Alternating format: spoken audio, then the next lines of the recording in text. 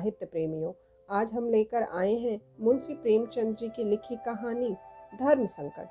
पुरुषों और स्त्रियों में बड़ा अंतर है। तुम लोगों का हृदय शीशे की तरह कठोर होता है और हमारा हृदय नरम। वह विरह की आंच नहीं सह सकता। शीशा ठेस लगते ही टूट जाता है।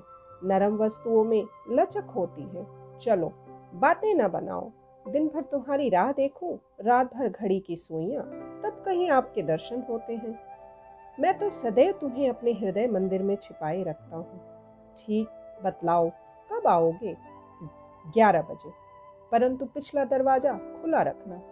उसे मेरे नयन समझो। अच्छा, तो अब विदा। पंडित कैलाशनाथ लखनऊ के प्रतिष्ठित बैरिस्टरों में से थे। कई सभाओं के मंत्री, कई समितियों के सभापति पत्रों में अच्छे अच्छे लेख लिखते, प्लेटफॉर्म पर सारगर्भित व्याख्यान देते। पहले पहले जब वह यूरोप से लौटे थे तो यह उत्साह अपनी पूरी उमंग पर था, परंतु ज्यों ज्यों ज्यों बैरिस्टरी चमकने लगी, इस उत्साह में कमी आने लगी। और यह ठीक भी था, क्योंकि अब बेकार ना थे जो बेगार करते। हाँ, क्रिकेट का शौक अब ज्यों का त्यों बना था। वह कैसर क्लब के संस्थापक और क्रिकेट के प्रसिद्ध खिलाड़ी थे। यदि मिस्टर कैलाश को क्रिकेट की धुन थी तो वह उनकी बहन कामिनी को टेनिस का शौक था। उन्हें नित्य नवीन आमोद प्रमोद की चाह रहती थी। शहर में कहीं नाटक हो, कोई थिएटर आए, कोई सर्कस, कोई बायोस्कोप हो, कामिनी उनमें न सम्मिलित हो, यह असंभव बात थी। मनोविनोद की कोई सामग्री उसके लिए उतनी ही आवश्यक थी जितना वायु और प्रकाश। मिस्टर कैलाश पश्चिमी सभ्यता के प्रवाह में बहने वाले अन्य सहयोगियों की भांति हिंदू जाति, हिंदू सभ्यता, हिंदी भाषा और हिंदुस्तान के कट्टर विरोधी थे। हिंदू सभ्यता उन्हें दोषपूर्ण दिखाई देती थी। अपने इन विचारों को वे अपने ही तक परिमित न रखते थे, बल्कि बड़ी ही ओजस्विनी भाषा में इन विषयों पर लिखते और बोलते थे। हिंदू सभ्यता के विवेकी भक्त उनके इन विवेक शून्य विचारों पर हंसते थे, परंतु उपहास और विरोध तो सुधारक के पुरस्कार है। मिस्टर कैलाश उनकी कुछ परवाह न करते थे। वे कोरे वाक्य वीर ही थे न, कर्मवीर भी पूरे थे।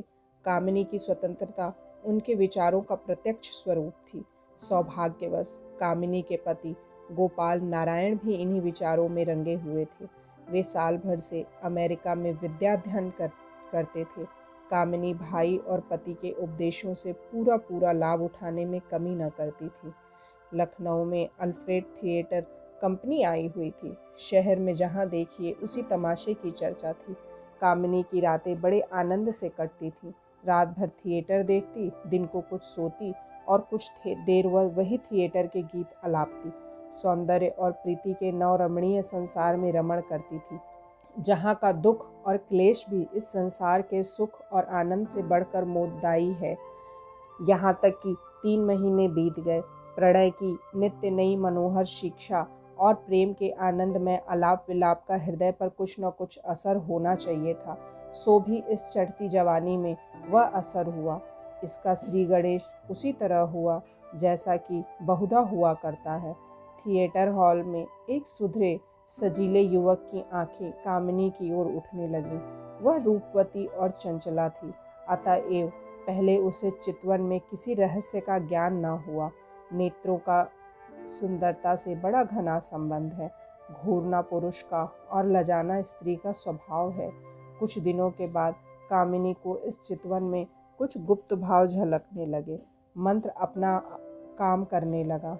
फिर नैनों में परस्पर बातें होने लगी। नयन मिल गई, प्रीति गाढ़ी हो गई।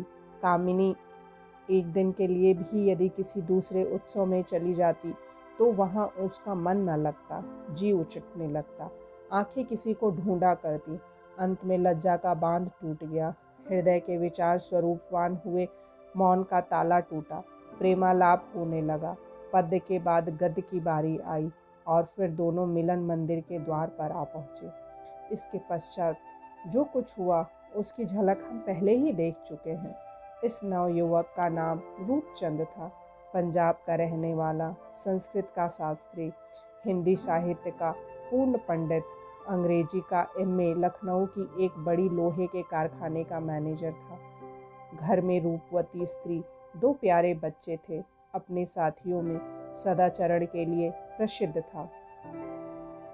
न जवानी की उमंग, न स्वभाव का छिछोरापन, घर गृहस्थी में जकड़ा हुआ था। मालूम नहीं वो कौन सा आकर्षण था जिसने इस तिलस्म में फंसा लिया, जहाँ की भूमि, अग्नि और आकाश ज्वाला है, जहाँ घृणा और पाप है। और अभागी कामिनी को क्या कहा जाए, जिसकी प्रीति की बाढ़ न धीरता और विवेक का बांध तोड़कर अपनी तरल तरंग में नीति और मर्यादा की टूटी फूटी झोपड़ी को डुबा दिया। यह पूर्व जन्म के संस्कार थे। रात के 10 बज गए थे। कामिनी लैंप के सामने बैठी हुई चिट्ठियां लिख रही थी। पहला पत्र रूपचंद के नाम था। कैलाश भवन, लखनऊ। प्राणाधार, तुम्हारे पत्र को पढ़कर प्राण निकल गए। उफ, अभी 1 महीना लगेगा। इतने दिनों में कदाचित तुम्हें यहाँ मेरी राख भी ना मिलेगी। तुमसे अपने दुख क्या रोऊं? बनावट के दोषारोपण से डरती हूँ। जो कुछ बीत रही है वह मैं ही जानती हूँ, लेकिन बिना विरह कथा सुनाए दिल की जलन कैसे जाएगी? यह आग कैसे ठंडी होगी? अब मुझे मालूम हुआ कि यदि प्रेम में दहकती हुई आग है तो वियोग उसके लिए घृत है। थिएटर अब भी जाती हूँ, पर विनोद के लिए नहीं, रोने और बिसुरने के लिए। रोने में ही चित्त को कुछ शांति मिलती है। आंसू उमड़े चले आते हैं। मेरा जीवन शुष्क और नीरस हो गया है। ना किसी से मिलने को जी चाहता है, ना आमोद प्रमोद में मन लगता है। परसों डॉक्टर केलकर का व्याख्यान था।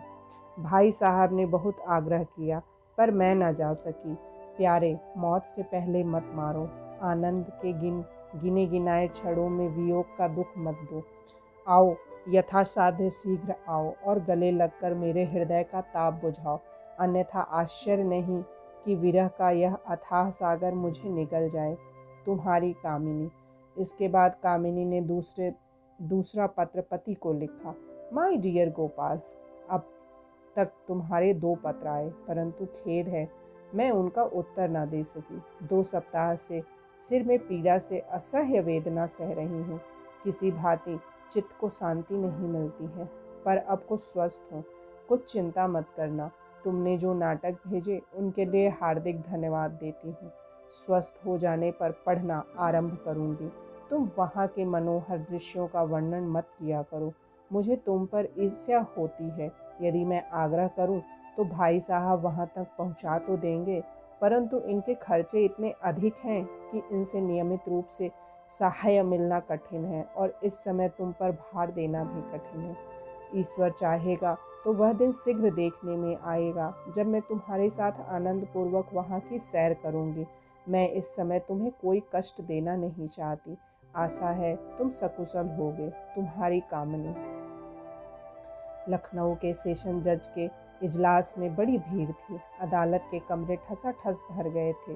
तिल रखने की जगह न थी। सबकी दृष्टि बड़ी उत्सुकता के साथ जज के सम्मुख खड़ी एक सुंदर लावण्यमयी मूर्ति पर लगी हुई थी। यह कामिनी थी। उसका मुंह धूमिल हो रहा था। ललाट पर श्वेत बिंदु झलक रहे थे। कमरे में घोर निस्तब्धता थी। केवल वकीलों की कानाफूसी और स्टैन कभी कभी इस निस्तब्धता को भंग कर देती थी। अदालत का हाता आदमियों से इस तरह भर गया था कि जान पड़ता था मानो सारा शहर सिमटकर यहीं आ गया है। था भी ऐसा ही। शहर की प्रायः दुकानें बंद थीं, और जो एक आधा खुली भी थीं उन पर लड़के बैठे ताश खेल रहे थे, क्योंकि कोई ग्राहक न था। शहर से कचहरी तक आदमियों का तांता लगा हुआ था, कामिनी को निमिष मात्र देखने के लिए, उसके मुंह से एक बात सुनने के लिए। इस समय प्रत्येक आदमी अपना सर्वस्व निछावर करने पर तैयार था। वे लोग भी कभी पंडित दाता दयाल शर्मा जैसे प्रभावशाली वक्ता की वक्तृता सुनने के लिए घर से बाहर नहीं निकले। वे जिन्होंने नौजवान मनचले बेटों को अल्फ्रेड थिएटर में जाने की आज्ञा नहीं दी। वे एकांत प्रिय जिनमें वाय सराय के शुभागमन तक की खबर न हुई थी। वे शांति के उपासक जो मुहर्रम की चहल पहल देखने को अपनी कुटिया से बाहर ना निकलते थे। वे सभी आज गिरते पड़ते उठते बैठते कचहरी की ओर दौड़े जा रहे थे। बेचारी स्त्रियां अपने भाग्य को कोसती हुई अपनी अपनी अटारियों पर चढ़कर विवस्थापूर्ण उत्सुक दृष्टि से उस तरफ ताक रही थीं जिधर उनके विचार से कचहरी थी, पर उनकी गरीबी आंखें निर्दय अट्टालिकाओं की दीवार से टकराकर लौट आती थी। यह सब कुछ इसलिए हो रहा था कि आज अदालत में एक बड़ा मनोहर अद्भुत अभिनय होने वाला था, जिस पर अल्फ्रेड थिएटर के हजारों अभिनय बलिदान थे। आज एक गुप्त रहस्य खुलने वाला था जो अंधेरे में राई है पर प्रकाश में पर्वतकार हो जाता है। इस घटना के संबंध में लोग टिक्का टिप्पणी कर रहे थे। कोई कहता था यह असंभव है कि रूपचंद जैसे शिक्षित व्यक्ति ऐसा दूषित कर्म करे। पुलिस का यह बयान है तो हुआ करे। गवाह पुलिस के बयान का समर्थन करते हैं तो किया करें। यह पुलिस का अत्याचार है, अन्याय है। कोई कहता है भाई सत्य तो यह है कि यह रूप लावण्य, यह खंडन गंजन नयन और यह हृदय हारिणी सुंदर सलोनी छवि जो कुछ ना करे वह थोड़ा है। श्रोता इन बातों को बड़े चाव से इस तरह आश्चर्यान्वित हो मुंह बनाकर सुनते थे मानो देवा वाणी हो रही है। सबकी जीभ पर यही चर्चा थी। खूब नमक मिर्च लपेटा जाता था, परंतु इसमें सहानुभूति या संवेदना के लिए जरा भी स्थान न था। पंडित कैलाश नाथ का बयान खत्म हो गया और कामिनी इजलास पर पधारी। इसका बयान बहुत संक्षिप्त था। मैं अपने कमरे में रात को सो रही थी। कोई 1 बजे के करीब चोर चोर का हल्ला सुनकर मैं चौंक पड़ी और अपनी चारपाई के पास 4 आदमियों को हाथापाई करते देखा। मेरे भाई साहब अपने 2 चौकीदारों के साथ अभियुक्त को पकड़ते थे और वह जान छुड़ाकर भागना चाहता था। मैं शीघ्रता से उठकर बरामदे में निकल आई। इसके बाद मैंने चौकीदारों को अपराधी के साथ पुलिस स्टेशन की ओर आते देखा। रूपचंद ने कामिनी का बयान और एक ठंडी सांस ली। नेत्रों के आगे से पर्दा हट गया। कामिनी, तू ऐसी कृतघ्नता, ऐसी अन्यायी, ऐसी पिशाचिनी, ऐसी दुरात्मा है। क्या तेरी वह प्रीति, वह विरह वेदना, वह प्रेमोद्धार सब धोखे की टट्टी थी? तूने कितनी बार कहा है कि दृढ़ता प्रेम मंदिर की पहली सीढ़ी है।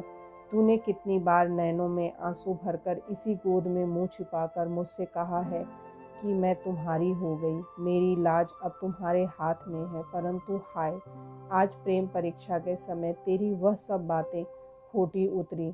आह, तूने दगा दिया और मेरा जीवन मिट्टी में मिला दिया। रूपचंद तो विचार तरंगों में निमग्न था।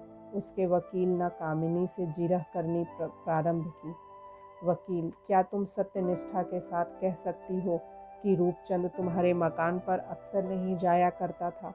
कामिनी, मैंने कभी उसे अपने घर पर नहीं देखा। वकील, क्या तुम शपथ पूर्वक यह कह सकती हो कि तुम उसके साथ कभी थिएटर नहीं देखने गई? कामिनी, मैंने उसे कभी नहीं देखा। वकील, क्या तुम शपथ लेकर यह कह सकती हो कि तुमने उसे प्रेम पत्र नहीं लिखे? शिकार के चंगुल में फंसे हुए पक्षी की तरह पत्र का नाम सुनते ही कामिनी के होश हवास उड़ गए, हाथ पैर फूल गए, मुंह न खोल सका। जज ने, वकील ने और 2 सहस्त्र आंखों ने उसकी तरफ उत्सुकता से देखा। रूपचंद का मुंह खिल गया। उसके हृदय में आशा का उदय हुआ। जहाँ फूल था वहाँ कांटा पैदा हुआ। मन में कहने लगा, उल्टा कामिनी, अपने सुख और अपने कपट मान प्रतिष्ठा पर मेरे परिवार की हत्या करने वाली कामिनी, तू अब भी मेरे हाथ में है। मैं अब भी तुझे इस कृतज्ञता और कपट का दंड दे सकता हूँ। तेरे पत्र, जिन्हें तूने सत्य हृदय से लिखा या नहीं मालूम नहीं, परंतु जो मेरे हृदय के ताप को शीतल करने के लिए मोहिनी मंत्र थे, वह सब मेरे पास हैं और वह इस समय तेरा सब भेद खोल देंगे। इस क्रोध से उन्मत्त होकर रूपचंद ने अपने कोट के पॉकेट में हाथ डाला। जज ने, वकीलों ने और 2 सहस्त्र नेत्रों ने उसकी तरफ चातक की भांति देखा। तब कामिनी की विकल आंखें चारों से हताश होकर रूपचंद की ओर पहुंची। उनमें इस समय लज्जा थी, दया भिक्षा की प्रार्थना थी और व्याकुलता थी। मन ही मन कहती थी, मैं स्त्री हूँ, अबला हूँ, ओछी हूँ। तुम पुरुष हो, बलवान हो, साहसी हो, यह तुम्हारे स्वभाव के विपरीत है। मैं कभी तुम्हारी थी और यद्यपि समय मुझे तुमसे अलग किए देता है, किंतु मेरी लाज तुम्हारे हाथ में है। तुम मेरी रक्षा करो। आंखें मिलते ही रूपचंद उसके मन की बात ताड़ गए। उनके नेत्रों ने उत्तर दिया, यदि तुम्हारी लाज मेरे हाथों में है तो उस पर कोई आँच नहीं आने पाएगी। तुम्हारी लाज पर मेरा सहस्र न्यौछावर है। अभियुक्त के वकील ने कामिनी से पुनः वही प्रश्न किया, क्या तुम शपथ पूर्वक कह सकती हो कि तुमने रूपचंद को प्रेम पत्र नहीं लिखे? कामिनी ने कातर स्वर में उत्तर दिया, मैं शपथ पूर्वक कहती हूँ कि मैंने उसे कभी कोई पत्र नहीं लिखा और अदालत से अपील करती हूँ कि वह मुझे इन घृणास्पद अश्लील आक्रमणों से बचाएं। अभियोग की कार्रवाई समाप्त हो गई। अब अपराधी के लिए बयान की बारी आई। उसकी सफाई के कोई गवाह न थे, परंतु वकीलों को, जज को और अधीर जनता को पूरा विश्वास कि अभियुक्त का बयान पुलिस के मायावी महल को क्षण मात्र में छिन्न भिन्न कर देगा। रूपचंद इजलास के सम्मुख आए। उसके मुखारविंद पर आत्मबल का तेज झलक रहा था और नेत्रों से साहस और शांति। दर्शक मंडली उतावली होकर अदालत के कमरे में घुस पड़ी। रूपचंद इस समय चाँद था या देवलोक का दूत। सहस्र नेत्र उसकी ओर लगे थे, किंतु हृदय को कितना कौतूहल हुआ जब रूपचंद ने अत्यंत शांत चित्त से अपना अपराध स्वीकार कर लिया। लोग एक दूसरे का मुंह ताकने लगे। अभियुक्त का बयान समाप्त होते ही कोलाहल मच गया। सभी इसकी आलोचना प्रत्यालोचना करने लगे। सबके मुंह पर आश्चर्य था, संदेह था और निराशा थी। कामिनी की कृतज्ञता और निष्ठुरता पर धिक्कार हो रही थी। प्रत्येक मनुष्य शपथ खाने पर तैयार था कि रूपचंद निर्दोष है। प्रेम ने उसके मुंह पर ताला लगा दिया है, पर कुछ ऐसा भी दूसरे के दुख में प्रसन्न होने वाले स्वभाव के लोग थे जो उसके इस साहस पर हंसते और मजाक उड़ाते थे। 2 घंटे बीत गए। अदालत में पुनः एक बार शांति का राज्य हुआ। जज साहब फैसला सुनाने के लिए खड़े हुए। फैसला बहुत संक्षिप्त था। अभियुक्त जवान है, शिक्षित है और सब है, अतएव आंखों का अंधा, इसे शिक्षाप्रद दंड देना आवश्यक है। अपराध स्वीकार करने से उसका दंड कम नहीं होता, अतः मैं उसे 5 वर्ष के सपरिश्रम कारावास की सजा देता हूँ।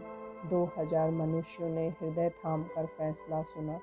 मालूम होता था कि कलेजे में भाले चुभ गए हैं। सभी का मुंह निराशाजनक क्रोध से रक्तवर्ण हो रहा था। यह अन्याय है, कठोरता है और बेरहमी है, परंतु रूपचंद के मुंह पर शांति विराज रही थी। यदि इस प्रस्तुति ने आपके हृदय को स्पर्श किया हो तो कृपया इस वीडियो को लाइक करें, कमेंट करें और साहित्य सागर चैनल को सब्सक्राइब करना ना भूलें। धन्यवाद।